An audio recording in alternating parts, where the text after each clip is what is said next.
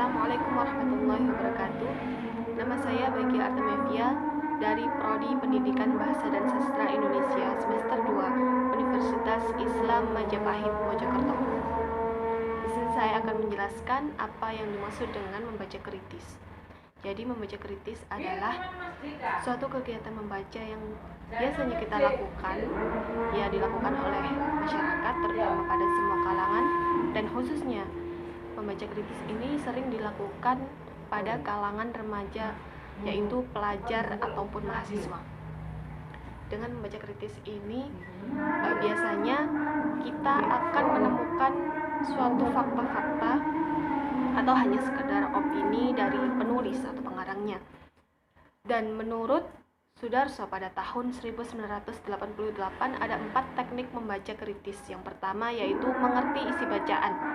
Jadi dalam membaca kritis, menurut Sudarso pada tahun 1988 kita itu diharuskan untuk mengerti isi bacaan. Ya, jika kita disuguhkan pada suatu teks,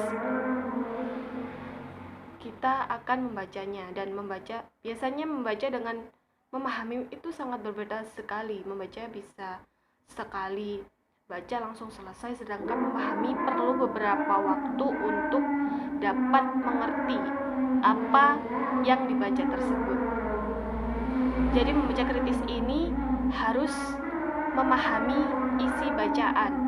Itu teknik yang pertama. Kemudian yang kedua yaitu menguji sumber penulis. Menguji sumber penulis. Jika kita disuguhkan suatu teks dari seorang pengarang, kita itu tidak boleh asal menerima apa itu yang ada di teks itu dan apa yang disuguhkan dalam teks itu. Jadi kita itu tidak boleh asal percaya dengan tulisan-tulisan orang. Sebelum kita mengecek sumbernya, mengecek siapa penulisnya, ya terlebih kita harus tahu apakah yang ditulis itu berupa sebuah fakta yang sudah terjadi atau hanya sekedar opini dari penulis tersebut. Dan jika berupa fakta, kita harus tahu apakah ini benar-benar fakta dan apakah ini hanya anggapan dan fakta atau fakta yang dibuat-buat, atau istilah lainnya yaitu palsu gitu ya, fakta palsu atau hoax gitu. Jadi kan ada beberapa, misalnya ada artikel yang menulis itu dokter misalnya dokter kandungan lah ya, dia menulis artikel tentang seluk-beluk kandungan dan seluk-beluk apa itu kehamilan dan apa itu pokoknya yang di bidangnya. Nah, itu kita patut percaya dengan tulisannya, namun juga jangan terlalu percaya betul apa yang ditulisnya.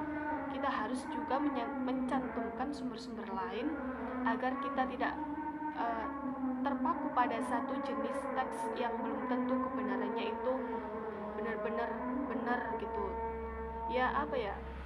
Karena kebenaran hanya milik Allah ya. Jadi pada saat kita dihadapkan pada suatu teks atau artikel, kita tidak boleh mentah-mentah menelannya, harus melalui beberapa bandingan artikel-artikel lain dari sumber yang terpercaya. Jadi jangan mudah terpengaruh lah ya. Kemudian teknik yang ketiga menurut Sudarso pada tahun 1988 yaitu adanya interaksi antara penulis dengan pembaca. Jadi pada saat kita membaca sebuah artikel, seharusnya kita itu ada interaksi antara pembaca dan penulis, meskipun itu interaksi tidak langsung. Jadi kayak ginilah contohnya kurang lebih. Saat kita membaca sebuah artikel nih ya, kita ini kata-katanya ini menurut saya sendiri pribadi seperti ini, tapi kok di sini ditulis seperti ini, dan ini yang benar itu kayak gimana, dan seharusnya itu seperti apa. Nah, perlu pertanyaan-pertanyaan seperti itu dalam membaca suatu artikel untuk menambah pengetahuan yang kita miliki, dan kita juga tidak boleh terpaku pada satu sumber. Kemudian teknik yang keempat yaitu terbuka terhadap gagasan penulis. Jadi kita diharuskan untuk terbuka dan menerima apapun yang ditulis oleh penulis. Tapi jangan asal menerima. Ya, kita boleh terbuka, tapi kan terbuka itu belum tentu kita pakai gitu loh. Jadi kita terbuka saja dengan pendapat orang gitu ya. Ya, orang juga berhak mengeluarkan pendapatnya masing-masing kan. Jadi kita diharuskan oleh Sudarso atau dianjurkan itu untuk terbuka pada setiap artikel-artikel atau setiap pemikiran-pemikiran yang diluncurkan oleh penulis. Tujuan membaca kritis yang pertama yaitu memahami tujuan penulis. Jadi penulis ini membuat artikel bukan tanpa tujuan dan pasti ada tujuannya, dan di sini kita sebagai pembaca dituntut untuk memahami apa tujuan dari penulisan artikel tersebut. Kemudian yang kedua, tujuan membaca kritis yaitu memanfaatkan kemampuan pemahaman dan teliti. Jadi kemampuan membaca pemahaman dan membaca teliti di sini itu sangat diperlukan dalam membaca kritis.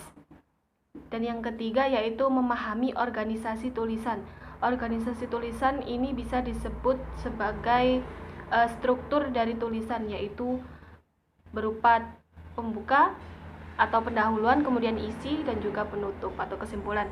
Dan yang keempat, tujuan membaca kritis yaitu memberikan penilaian terhadap penyajian tulisan atau artikel. Jadi kita disuruh menilai dan mengapresiasi dari apa yang telah ditulis oleh penulis tersebut. Perlu diingat bahwa suatu kemahiran atau keterampilan berbahasa ini sangat dipengaruhi oleh beberapa aspek, yakni aspek membaca, menulis, dan juga berbicara. Dalam kemahiran berbahasa ini sangat dipengaruhi bagaimana cara dia menyimak suatu informasi, dan dalam kemahiran menulis ini sangat dipengaruhi bagaimana dia membaca, karena semakin dia cepat dalam membaca, cepat dalam artian paham apa yang dibaca, itu semakin mudah dia dalam melakukan penulisan suatu karya atau artikel. Dan menulis dan membaca ini sangat berhubungan satu sama lain dan bisa diperoleh dengan latihan dan terus belajar secara rutin pada setiap harinya. Ya, minimal adalah satu hari ada yang dibaca, dan jangan tidak membaca sama sekali.